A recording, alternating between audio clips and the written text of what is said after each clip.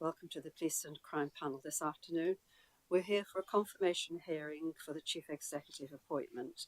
So perhaps if I start first of all by asking if there are any apologies for absence. Apologies from Helen Faxio of Broxlow, and I'm substituting for Councillor Peter Bales. Thank you very much, Councillor. Thank you. We've also had apologies from Councillor Richardson from Bassetlaw and Mayor Abrahams from Mansfield. Thank you very much. If we could move then on the agenda for any declarations of interest by members or officers on either peculiar or non-peculiar matters. None declared. So we move to item 3 of the agenda, which is the proposed appointment of the Chief Executive Officer for the Commissioner's Office. So we hand over at this stage to the Commissioner. Welcome, Commissioner. Thank you, Chair, and thank you everybody for convening today for this scrutiny panel. The reasons for recommendations. So a little bit of the history. Michelle Buttery was appointed as Interim Chief Executive, effective from the 26th of February 2024 up to the 30th of September 2024. So obviously it is still current, but I felt that it's important and imperative that Michelle is made a permanent member of staff as soon as possible. An open recruitment and selection process has been undertaken to fill the executive post on a permanent basis. I am obliged by Schedule 171 of the PRSRA 2011 to appoint a person to act as Chief Executive to my office where the role is vacant or where the post holder is unavailable to carry out their duties. I have conducted a formal process for the appointment of a permanent Chief Exec, which will incorporate both head of paid service in accordance with Section 4 of the Local Government and Housing Act 1989, and that of monitoring officer in accordance with Section 5 LGHA 1989. To this end, my office has discharged all appropriate steps to ensure that an open and fair opportunity for the role was advertised, with the aim of attracting the best and most appropriate candidate for the role. I commissioned an independent HR resource consultant who designed and provided oversight of the delivery of a robust selection process incorporating the competency and values framework for policing. The advert for the role was publicly advertised on Friday the 28th of June 2024 and closed at the end of Thursday the 11th of July 2024. Advertisements were placed on the website for my office. Additionally, the advert was circulated across social media platforms including LinkedIn, Facebook and Twitter. I am assured that the vacancy was openly and proportionately advertised. Appendix B to this brief details the advert that was used to promote the role of CEO. A total of 3 applicants applied for the CEO role. 1 applicant did not meet the eligibility criteria.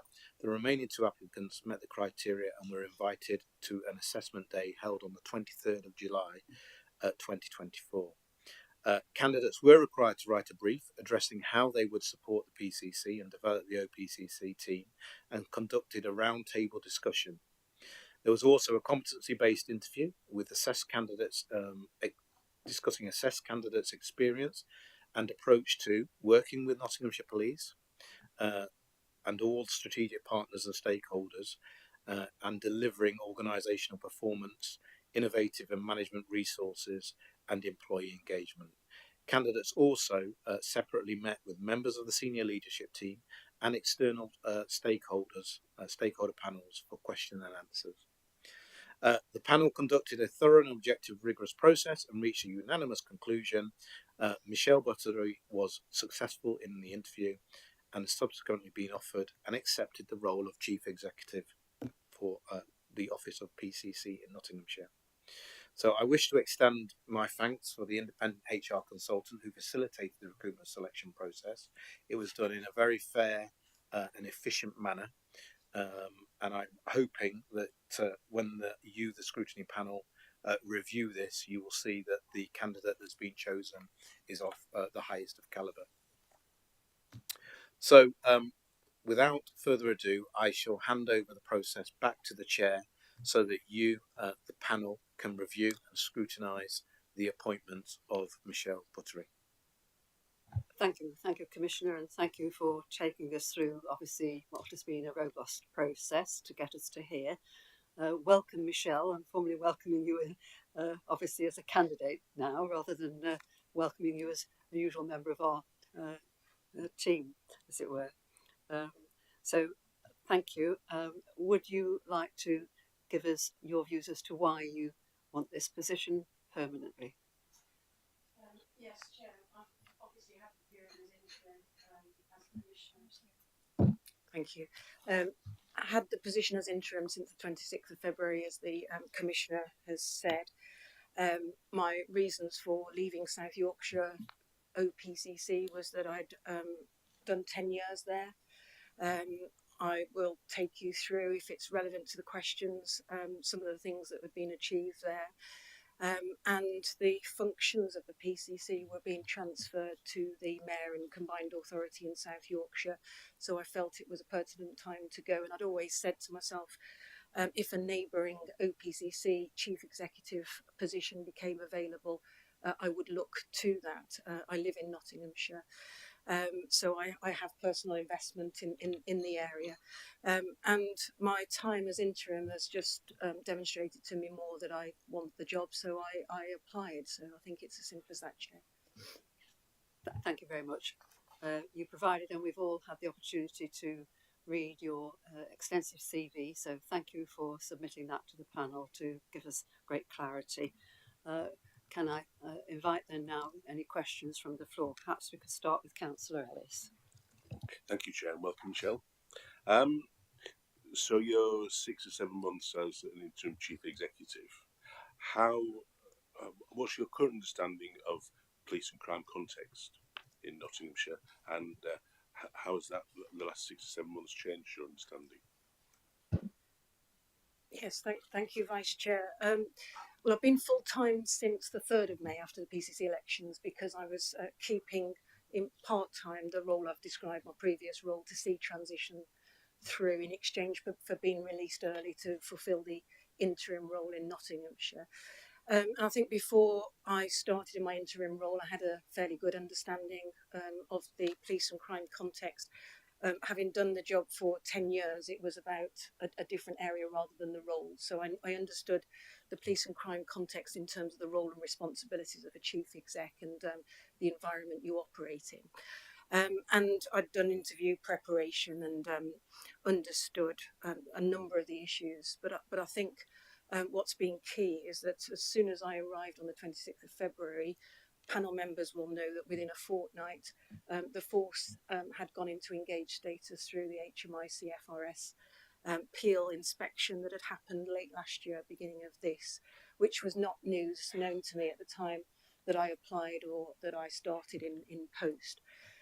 So that's been different, as well as the Chief Constable's improvement plans, and the panel have got that item on their agenda for the 16th of September meeting. So say no more about that then, and the strengthened holding to account arrangements that's been put in place may come into play later on in the questioning, Vice Chair.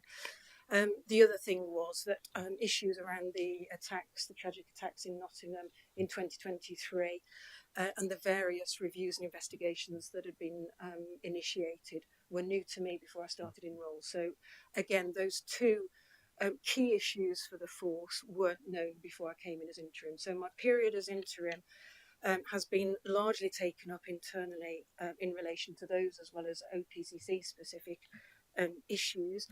And those inquiries and reviews will carry on for some months yet. So and trust and confidence in policing and in criminal justice is a challenge, but it is for policing nationally, I think. So I understood a lot, but those two issues obviously have happened since my interim role. In terms of the wider and crime context of a PCC's responsibility, again, I'd done my homework. The partnerships, when I arrived to them, the partnership relationships and arrangements were as strong as I was led to believe. Some sustainability in relation to PCC commissioned and co-commissioned interventions, initiatives and services are going to end in March 2025, and so sustainability around there I understood that that was happening, but I've got to know a lot more in relation to those, and I'll probably cover that later on in the questioning, Chair. So I knew a lot, but things have happened since I've been interim.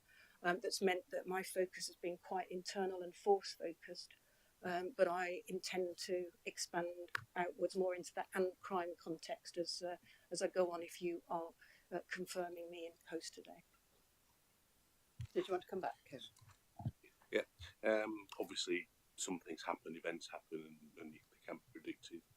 But have there been any big surprises that you found when you came here? No, I wouldn't say surprises. I mean, it's obviously appropriate to give a candidate applying for an interim role any certain information enough for them to understand the role. And as I described, the amount of time and focus that the issues have taken wasn't a surprise to me, having experienced similar issues in South Yorkshire. So you'll know, panel members will know that South Yorkshire has experienced inquiries and claims, the ripple effect of the Hillsborough disaster even today, and issues around child sexual exploitation. So that focus and the importance of the issues and the need for a chief exec to be providing specialist advice to a PCC and support, and their time and focus was not a surprise. Thank you very much. Councillor Inglis, thank you. Thanks, Chair. Hello, Michelle. Well done for getting this far. And I think, congratulations as well for the valuable work you provided with the previous PCC with Caroline. I know that was well received. And also, we're changing. We've got some challenges, new things happening. We've got a new government. We've got a new PCC in place. So over the next 3 years, what do you see as the biggest risk and challenges for the office, and how do you plan to mitigate for their impact? Thank you, Councillor. Well, I've talked about the issues that the force faces over the next 3 years in terms of its improvement journey. And again, I'm well placed in relation to that, having experienced the same in South Yorkshire. I always see as risks and challenges as potential opportunities, the other side of the coin. So I think in terms of the force issues, it's an opportunity to improve and have a strengthened force at the end of it through effective police governance. The other thing affecting policing is the government has announced no additional funding for policing. So we just need to understand what the allocation looks like. So there's going to be a challenging time in terms of the finances going ahead for the force. Specific to the OPCC, there's been some clear gaps and vacancies in the structure that I need to address. So I've sought to focus on that, to provide the Commissioner with a core, stable team that can support delivery of his police and crime plan and discharge his statutory functions, as well as those statutory functions I have and Gillian has as statutory officers. So there's staffing issues that need to be addressed, and there's systems and processes that I want to improve to make sure that we're as organised as possible for an ambitious programme that the Commissioner is going to set for me as his new Chief Executive.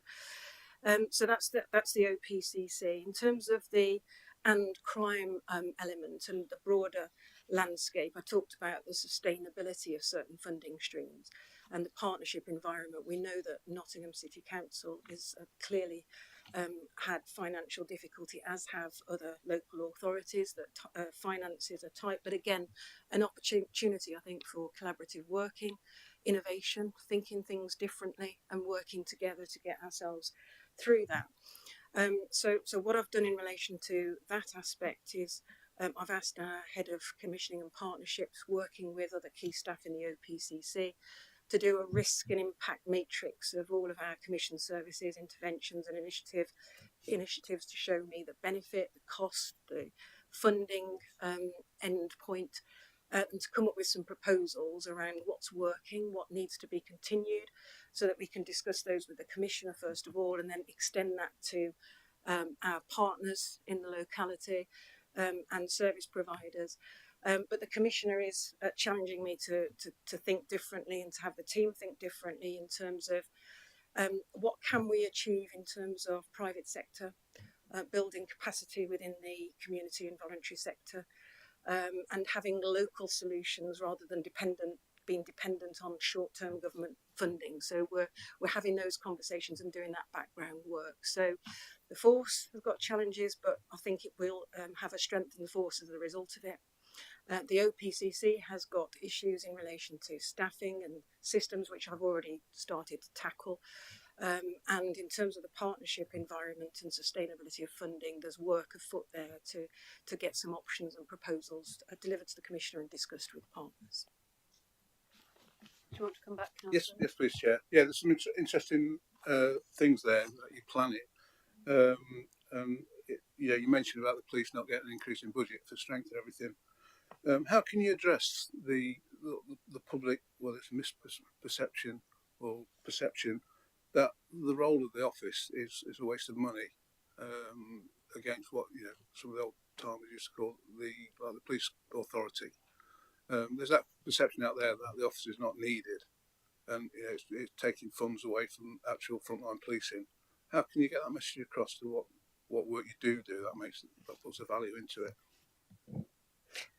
Well, I think that if the public feel like that, and I agree that some members of the public do feel like that, then we've got a better job to do in relation to awareness raising of the PCC's role and responsibilities, which have significantly developed since commissioners were brought in 2012. So there needs to be some governance and accountability of police forces, and that was provided through the old police authorities of 16, 17 members. We have now one individual which makes decision making swift and efficient, and they are democratically elected and accountable to yourselves in terms of your role and responsibilities. So there's the governance role. But what members of the public don't always appreciate is the broad range of commission services that our office supports to achieve the police and crime plan priorities. So the Commissioner will, in his plan, and he'll bring the plan in its early stages at the September meeting in terms of the framework, will set the priorities after consulting communities, partners, the force, and need support of the office to make sure that is delivered by holding the force to account, by working with partner agencies, by working with third sector and commission services providers. And the Commissioner has responsibility for commissioning victim services, and support for victims and adequate support for victims is crucial, and don't think the public recognise that we do that as well as strategic and financial planning, which Gillian and I lead on, so that we're jointly planning with the force, and the force isn't exclusively responsible for spend of policing budget. They have a responsibility around value for money, and the role of our office is to ensure that there's some checks and balances and scrutiny and joint planning with the force in relation to good use of public funds. Comms and engagement, the PCC has responsibilities around engaging with communities to make sure local priorities are being heard and met. And again, I don't know whether the public understand these statutory responsibilities and the broad range, as well as working with local partnerships, convening responsibilities in criminal justice, community safety, serious violence reduction, and the responsibility for looking at efficient and effective ways of doing business through policing with force-to-force collaborations, regionally, nationally. And all of that has to be governed, all of that has to be supported, both in terms of the police and crime plan delivery and those statutory functions, and you need a team to do so. If we can make any efficiencies in relation to the team, then I always look to do so. I start first with opportunities when vacancies arise to think differently about how we can do things more efficiently. But believe you me, I've spent my public service looking at the purse strings and making sure we're squeezing as much value as we can. Yeah, I think that's the message that needs to go out, isn't it? It's not just about holding the Chief Constable to account, it's everything that goes with it. I think that's what people don't understand. I think if they come on board with that, then it's all for the best. So, thank you. Could I just follow on from one of the things? Thank you, Councillor Inglis. Have you, I'm sure you have, I would have seen it, do you have a structural framework that shows all these interactions, that actually shows the organisational chart of responsibilities of the Commissioner, the Chief Constable, all the things you've mentioned there, which are many in terms of the co-commissioning and commissioning? I don't know whether you have one, but it must be quite intriguing to look at it and sort out where the links are, because some will be through persuasion and some will be through accountability, and perhaps that's just something to take on and think about, because trying to keep hold of all of that is quite difficult I'm sure it would help with your conversations with the public in terms of understanding the extensive roles that people have. Just on that particular topic. Thank you. I've got Miss Dolby next, please. Afternoon, Michelle.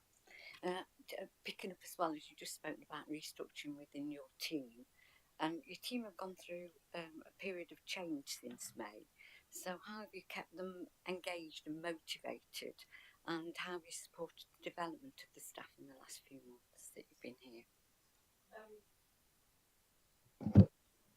Yeah, well, I think building on my MBA, where I studied change management, I've had 23 years plus experience in the public sector of leading strategic change. And my CV should give you a sort of an inkling of the change management that I've led, most recently in South Yorkshire with the transfer of PCC functions and supporting staff through that. When I arrived, in fact, the week before I arrived, I had a all staff away day to set new values, vision, mission, strategic pillars for a new direction to bring the team together. That was designed, shaped by consensus with all the staff, so that they felt an ownership in relation to that, which I think is important. And then I held a staff session to prepare them for the PCC election, because we are all politically restricted, impartial, objective officers that support a PCC, whether they're independent, Labour, Conservative or any other political party. And we have to have that stable core team impartially supporting whoever the PCC is beyond the election. So I did some scenario planning with them in relation to what the manifesto promises were of each of the party candidates, so that we were prepared for what that change might mean to the team in terms of different priorities, different approaches, different ways of working, and the staff could get a feel for those different candidates.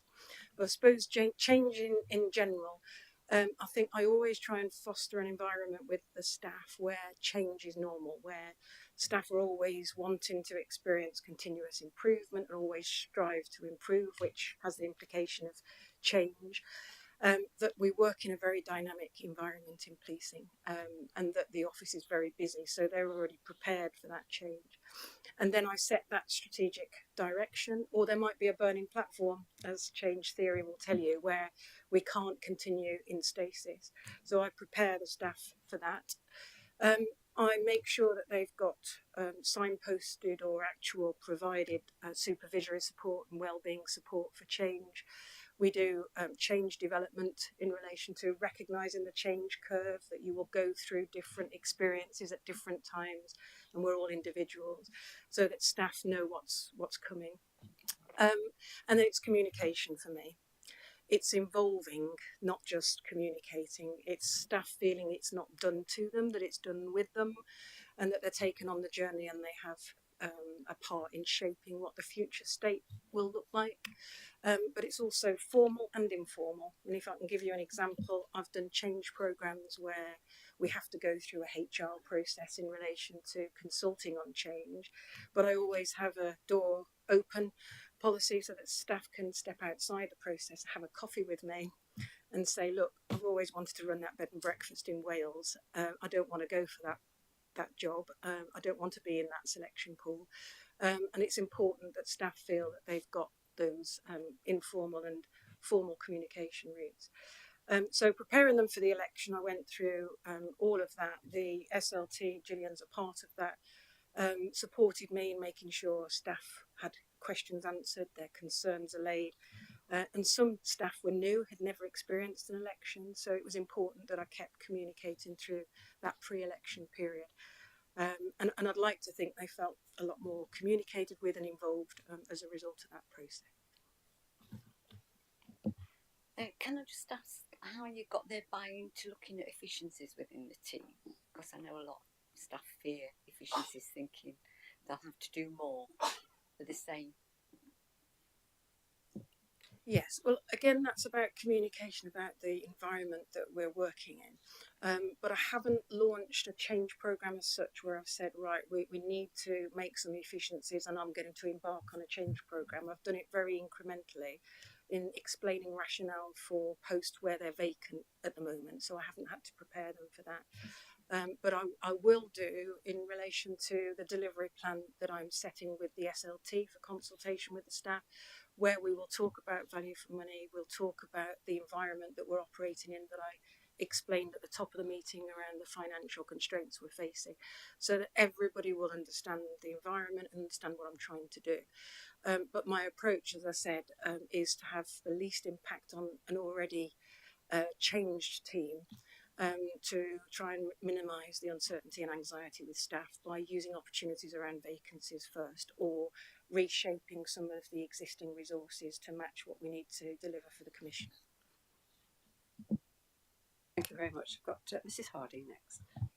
Good afternoon, Michelle. You've been in post since February the 26th, and obviously you're a substantive post holder in a position where you have to develop relationships with stakeholders all over the county. Can you give us an outline of how you've established that in the short period of time you've been in post? And also, you've obviously got to liaise with other chief executives from all over the country and establish relationships with them. If you could give us more of an outline again on that, I'd be grateful. I know I've had dealings with you on the local criminal justice board as one stakeholder, but I'd like to know more about the other stakeholders. Thank you. Yeah, well, as I said at the top of the meeting, I think my key stakeholders are the force, the panel, but also Home Office, Ministry of Justice, and then looking locally, we've got the main partners of the PCC, which are criminal justice, as you mentioned. So the PCC chairs the Criminal Justice Board, community safety partnerships, and the serious violence partners in relation to our violence reduction partnership and the team that support that within my office. So those are the main local partnerships, and I have used both the formal meetings and the sub meetings that feed it to get to know different personalities and roles and responsibilities in the area. I have to say that the partnership meetings are far greater, the number of partnership meetings are far greater than I've been used to in my previous role. And I've had discussions already with chief execs locally in relation to is this the most productive use of everybody's time, because we seem to be having some thematic discussions in a number of places with the same people around the table, and they are very receptive to those discussions. So I've met with chief executives in relation to that agenda. I've reached out now, and it's only, to be fair, it's only been lately, to chief execs to meet more informally around the coffee and have those informal getting to know you sessions, because I explained at the beginning when I arrived, my focus was more on the force issues. So I accept that I can get out more to partnerships going forward, and I am very keen to do so. But in terms of the other stakeholders nationally and regionally, I had already formed those relationships from my previous role. So nationally, we have an association of policing and crime chief executives. I was vice chair. I've stepped back because of my commitments in Nottinghamshire to be an executive member only, and I led the governance and assurance, the governance and strategy network there. So I know the regional chief execs, or in fact, I led an induction session because I do the chief exec inductions for some of our regional colleagues. And in relation to collaboration, force to force collaboration, I've met my fellow chief execs at regional meetings, but we have chat all the time in relation to sharing good practice, benchmarking, problem solving and talking about issues. I've got relationships in the Home Office and the MOJ from my previous role, so I've just re-established those and told them I've moved. So those are good connections to have for things like applying for special grant funding for Nottinghamshire, etc. So I need to do more to reach out informally, but I am ensuring that I am representing personally at the key meetings, but also having conversations about how we could reshape to make those arrangements more efficient without saying, oh, I've come in and we need to change. It's about collaborative thinking and just understanding how we all want to improve the arrangements, I think. Thank you. Thank you very much. Thank you. Councillor Elliott, thank you. Thank you. Hello again, Michelle. Okay. My question is about the relationship between the chief executive of the Office of the Police and Crime Commissioner and the panel, and how you seek to develop this relationship further. Yeah, thank you. Thank you. So I think if I can sum it up, the relationship needs to be based on mutual respect of roles and responsibilities, cooperation and trust. And I hope that I've started in my, sorry, I just started in my role exemplifying those attributes and working closely and cooperatively with both panel members and Joe and others that support the panel. You're probably aware that the Chief Exec wears 3 hats in a PCC's office. So the strategic lead in relation to supporting the Commissioner delivering the Police and Crime Plan, the head of paid service in managing and organising the resources to make sure that we are providing the information reports we need to for the panel, and then as monitoring officer, which is not the same in local authorities where you deliberately have separate monitoring officer and chief exec. So with my monitoring officer hat on, I have close liaison with the monitoring officer in the panel in relation to issues of governance around the panel and the workings of the panel and the constitutional arrangements, but also in relation to complaints handling where the panel has a formal role. I've already met with the chair and vice chair in relation to my observations about how we could try and improve. And I've offered support in relation to the induction of new members from my office, so that at the end of the day, the panel members feel that they can discharge their responsibilities effectively through support I can give the panel's support to enable the provision of information and answers to questions that you need to fulfil that role. Did you want to come back, Councillor? No, thank you for your happy. Councillor Woodings. Oh, did you want to come in, Councillor Taylor, on this topic? Thank you. Obviously, as a panel, we recognise that we're here to scrutinise the Commissioner.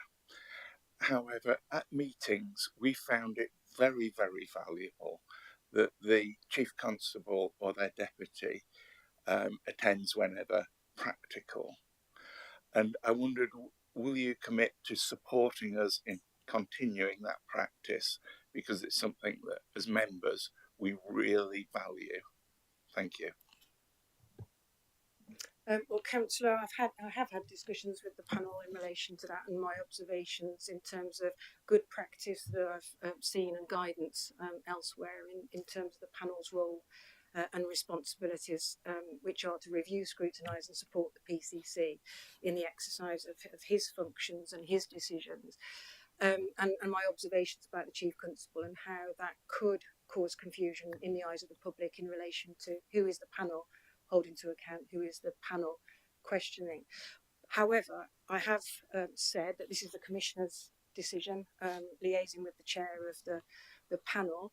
And also, I will lead my team to facilitate whatever supports, as I go back to my answer to the previous question, whatever supports the panel being able to discharge its role. There have been times where I've offered up, through my facilitation with the Chief Constable and the force, briefings on particular areas of operational matters that the panel would find useful, and induction of members. So I will facilitate whatever works. But I just wanted to make the panel aware of how it could be perceived by the public to have a confusion of roles and responsibilities. And I was heard, and I'm grateful. It goes back to my point around mutual respect and looking to continuously improve for Nottingham and Nottinghamshire. Thank you. Councillor Ellis, I think, wants to come in on this.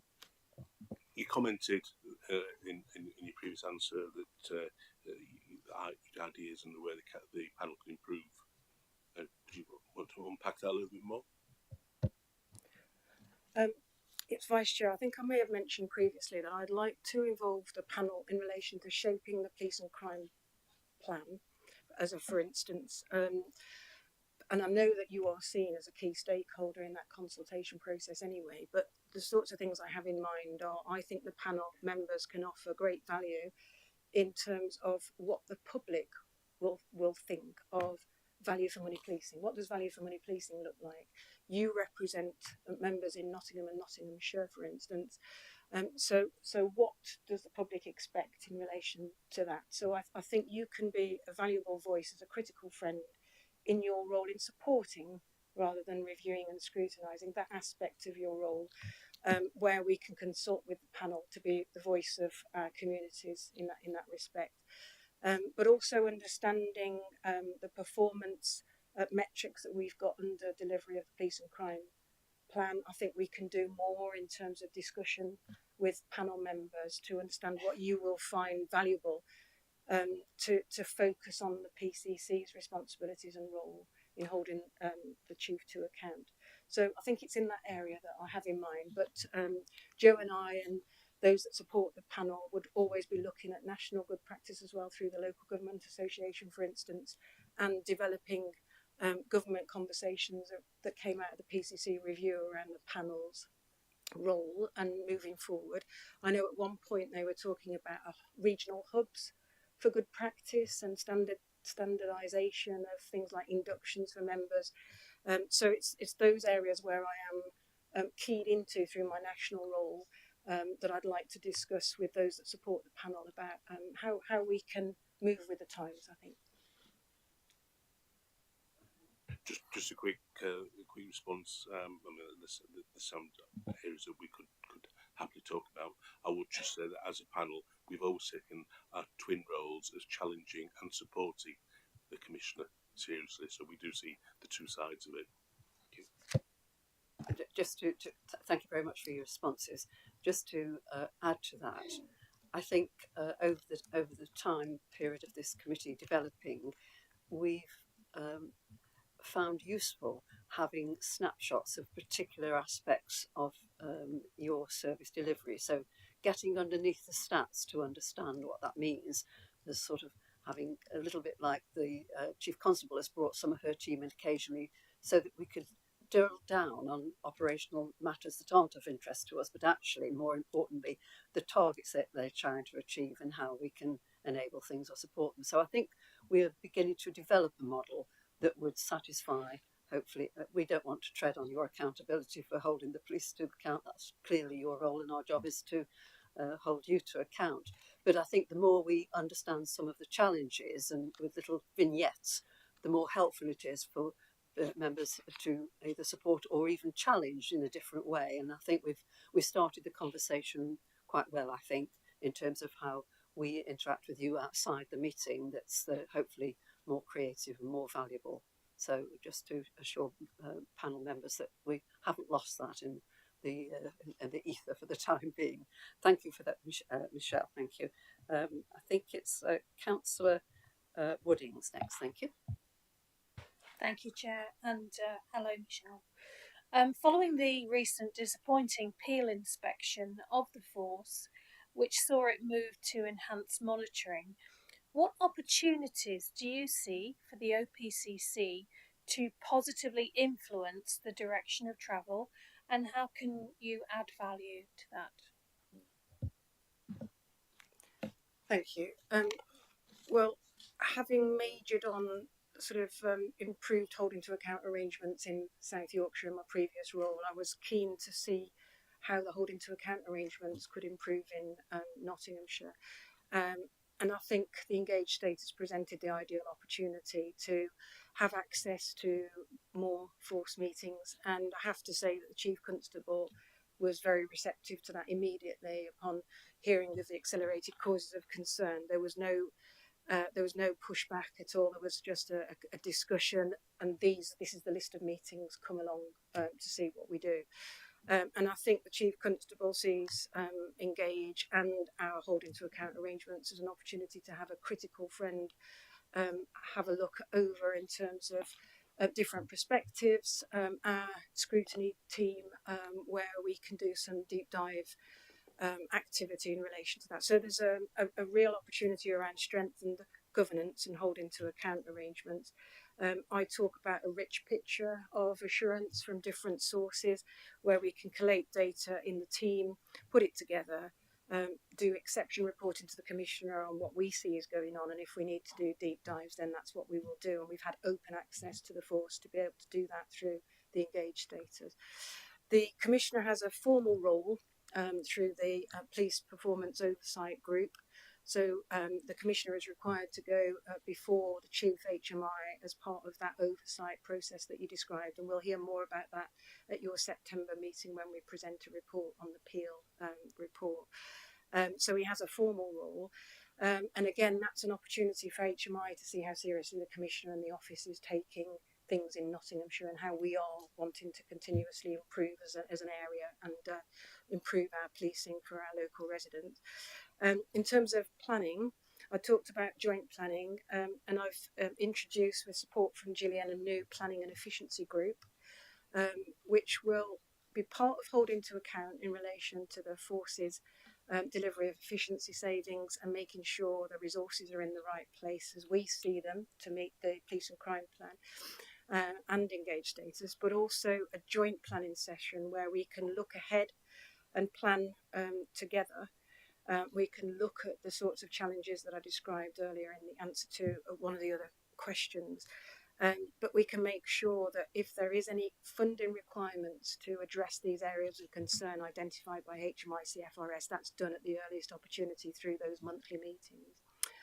And then I think in terms of trust and confidence improving, my team has an engagement officer, a head of community engagement and communications, and I've asked him to write a communications strategy and engagement strategy that looks at where in our area is trust and confidence low or lower than we would like, and feelings of safety are low or lower than we would accept, and where do we need to put our resources in relation to engagement to improve that, to support the journey that the force is on. And I think another opportunity is what I bring from South Yorkshire. So South Yorkshire went into Engage status in 2017-18. I did exactly as I've just described in supporting the Commissioner there. We won't take credit for their journey, but they went from requires improvement in every area to outstanding by an outstanding force by between 28 different areas. So they're now regarded as an outstanding force. So there's real opportunities, as I said earlier, to have a strengthened police force as a result of this through support, but scrutiny and holding to account through the Commissioner and the office. But we've also got that role in engagement to improve trust and confidence as well through that journey. And that can be advocacy with communities, but it can be advocacy with partner agencies and providers around the improvements, because the news of that plan, that improvement plan, won't reach everybody, but the office can help in that regard, I think. Councillor Taylor, thank you. Thank you, Michelle. Nottinghamshire and Nottingham have recently entered into a devolution deal with Derby and Derbyshire. How do you see this impacting on the OPCC, and what value can you add, and how quickly can you drive that extra value relating to this?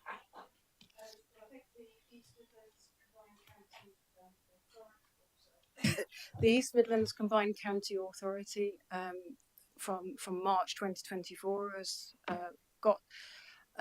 can attract a lot of funding for the region. Their priorities are around economic development, transport, adult skills, education, and there's real opportunities there in collaboration between our team, the Commissioner, the Mayor, their team, and with Derbyshire Police to look at how we can look at the causes of crime through a public health approach that's longer term, and using the Mayor and the Mayor's agenda and priorities in relation to life chances, improving life chances, skills, education, poverty, and the development of our region. Because if you can look at all the research around the causes of crime and disorder, and that will be squarely on our agenda. So I've reached out to the interim chief exec for the mayor to have those conversations. And the commissioner has also started the conversations with the mayor about how we can work more closely together. I'm already in touch with the chief exec in Derbyshire Police about some opportunities to work together there as well.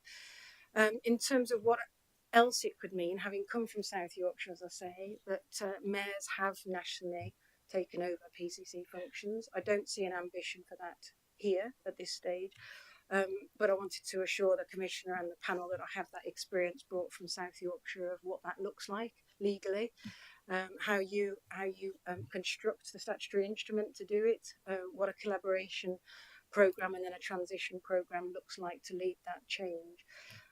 But for now, it's about how can we work more closely together and get the leverage of increased funding for the region to tackle the causes of the causes in longer term approaches to preventing and reducing crime.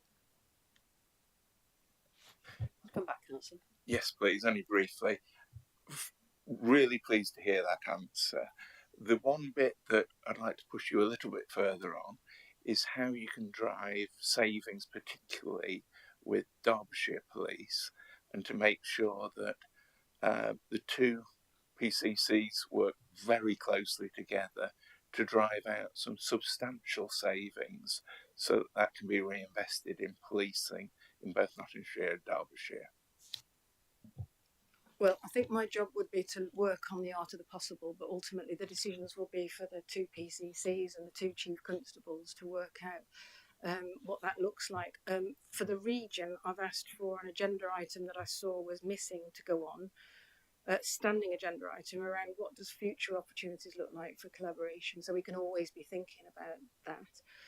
And I've got a date in the diary to meet with my counterpart in Derbyshire to talk about collaborative opportunities. So that's my start, but ultimately that will be for the Commissioner to strategically steer and the Chief Constables.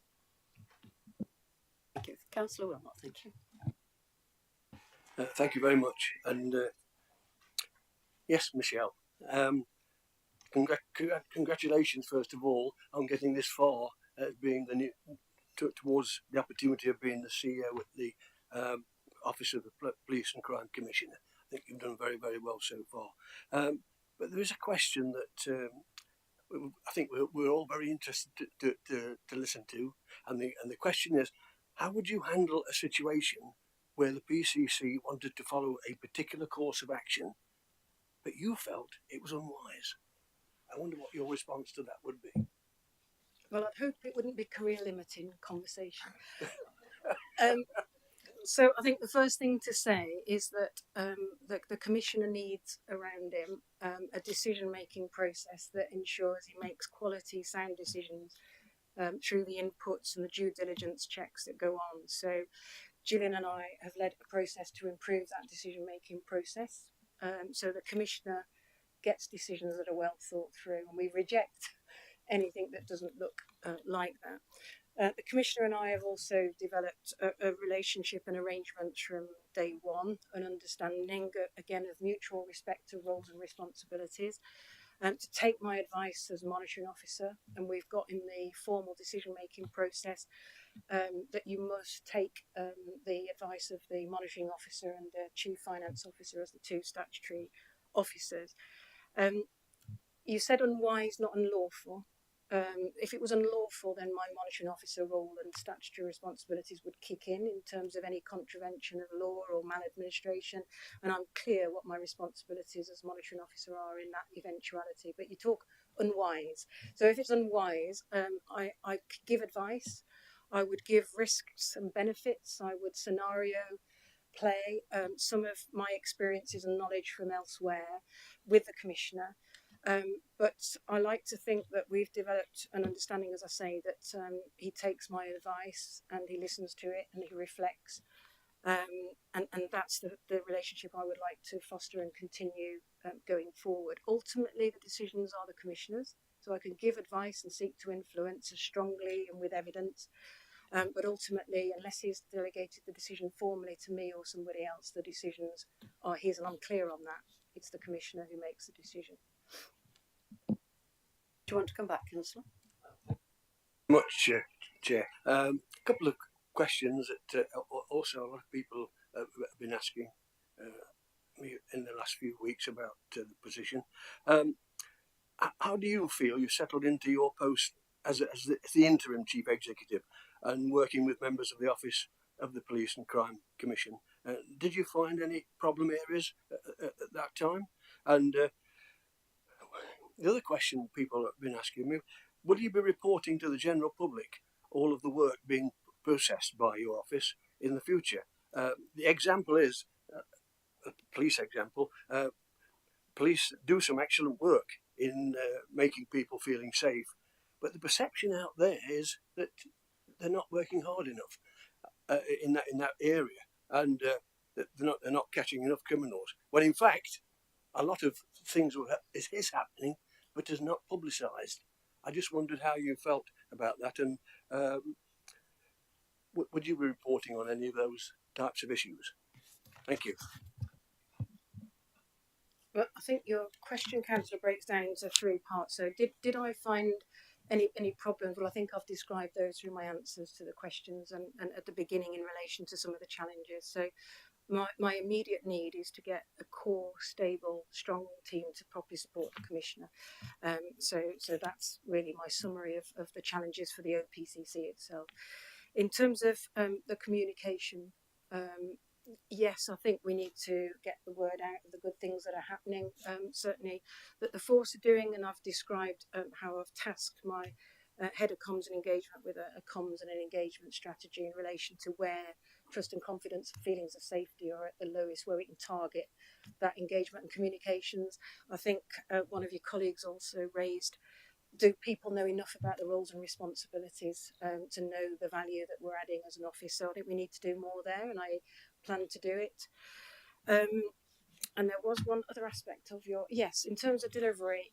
So I'm going to talk to the Commissioner about the delivery plans that will emerge from the new police and crime plan, because there needs to be a delivery plan from our office, a delivery plan from the force, and then what commissioning plans and what priority plans look like for our partnerships and service providers. So through the OPCC's delivery plan, the panel will be able to see what we're achieving on the PCC's behalf and in support of it. Thank you. A question from me, if I may, Michelle. Thank you. You spoke a while ago about broadening your remit, if I use that phrase, and I just wonder how will that dovetail in with the potential appointment of a deputy commissioner? Just trying to clarify where the lines might fuse. The Commissioner's appointment of a deputy PCC, that's a political appointment in relation to certain priority areas that have been clearly delineated in a role profile. The Commissioner and I talked about that, and it's absolutely crucial that a deputy has a very clear brief of what their responsibilities is vis-a-vis the Commissioners, and that will give clarity not only for the office but for the force and for partners and communities as well, so that we can clearly signal that. It's specified within the role profile that we've drafted which of my SLT the deputy would need to work with to deliver that particular area of expertise and priority.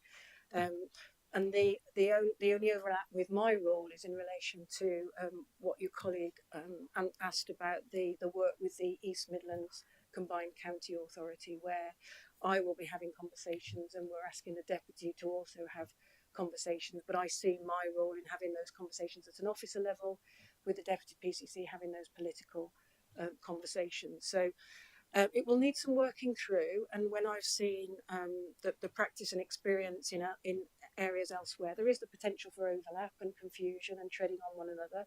But I like to think that my approach, the commissioners and whoever he appoints as deputy, would be cognizant of the need for those roles and responsibilities to be clearly signposted and navigated around. So we've got to get on.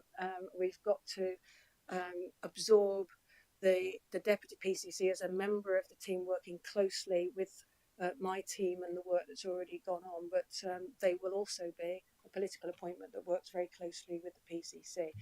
It is a hybrid role, and as I say, it has caused discussion nationally in terms of how it can work at its best. And I have been talking to those other areas to get some good practice, knowledge and experience so that we're prepared for that relationship.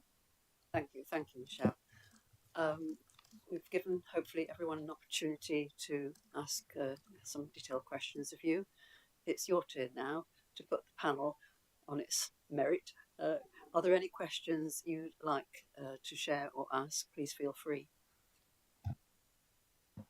No, I don't think so. I asked questions the first time I was here, so I think that they've been answered in relation to the panel set up here. I'd just reiterate my offer in terms of if the panel feel that they're not getting what they need, that through you and the Vice Chair and those that support you, that I'm told so that we can work on ironing out anything we need to or improving the arrangements. Thank you very much, and thank you for the submissions that we had a chance to read in detail before today's appointments process. I've now got to just check my memory board here for me. Just before announcing the exclusion of the press and public, I just want to take this opportunity to thank Jo Toomey. Jo is moving on. This is the last time she'll be here to help us. I can't speak highly enough of the work both here in these forums, but also behind the scenes, the amount of work and support she's given us over a number of years has been exemplary. We wish you well in your new posts. You will be missed, and you're a hard act to follow. So thank you, Jo, for everything you've done. Thank you. We don't want you to cry and respond. Good. I see tears on a number of people, including myself. If I can move to item 4, which is the So congratulations, Jo, on being able to move on, and thank you for all the work that you've done. From me personally, I do appreciate that. Thank you very much. Okay. Before you go into your deliberations, I'd just like to, I suppose, set the scene for you in regard to some of the challenges I think that we face in Nottinghamshire, and how I hope that you've seen that Michelle is a very high caliber candidate for the role of CEO. I'm a new PCC. I've inherited a force that's gone into engaged status. We've got a new government. We've got a new mayor's office. All of this has been touched on today, so the questions have been absolutely spot on. We've got a new set of MPs. We've also got a horrendous murder that happened in 2023 with the families who are still in the early stages of grief, who I met yesterday. And they are asking for a public inquiry into the actions of the force. We're also faced with what can only be described as riots on our streets. The last time I remember this was about 2011. There are some extremely serious challenges for the police. And we've also got a city council that's under extreme amounts of stress. And we've also got major funding issues, in so much as there is not really any more money. We're waiting for a budget from the government to come to establish how we can spend the money that is available. And you've already touched on some of the issues around questioning Michelle in how we propose to move forward and make sure that our communities are protected, served and kept safe. The feedback I got from the team, because I've spoken to my team, is we must keep Michelle. That is the feedback, and I quote, we must keep Michelle. She's been absolutely superb for the team. She put structure in place. She's approachable, and she makes valued and measured decisions, which I think we all benefit from. We're almost in a perfect storm. Can it get worse? Probably can. But it's really important to me as Nottinghamshire's Police and Crime Commissioner that I have a team that's responsive, a team that's capable, and a team that's up to looking at new ways of doing things, because over the next 4 years it's going to be really, really difficult. And I just want you as the scrutiny panel to be aware of some of the challenges that we are facing, I am facing, and that I value your scrutiny, but I also value your support, because over the next few years, I'm going to need that. My team's going to need that. And the Chief Constable is definitely going to need that. So we are in very serious times with some real serious challenges. And I just want to say that I hope that you feel Michelle has given a great account of herself. And I'm absolutely 100% in support of Michelle being my CEO. And I want you to know that. So thank you. Thank you, Commissioner. I think, probably with perhaps one exception, I'm not sure, I think Michelle's had the opportunity to work with almost everyone on the panel in various forums. So that's always a help and a benefit. So thank you for that commendation. I now have to read the exclusion of the press and public. The panel will be invited to exclude the press and public for the remainder of the meeting on the ground that discussions are likely to involve disclosure of exempt information described in Schedule 12A of the Local Government Act 1972, and the public interest in maintaining the exemption outweighs the public interest in disclosing it. If I can propose that for the Chair, could I have a seconder? Seconded by Councillor Ellis. All those in favour, could you please show your hands? Thank you. Thank you, Commissioner, and thank you, your team.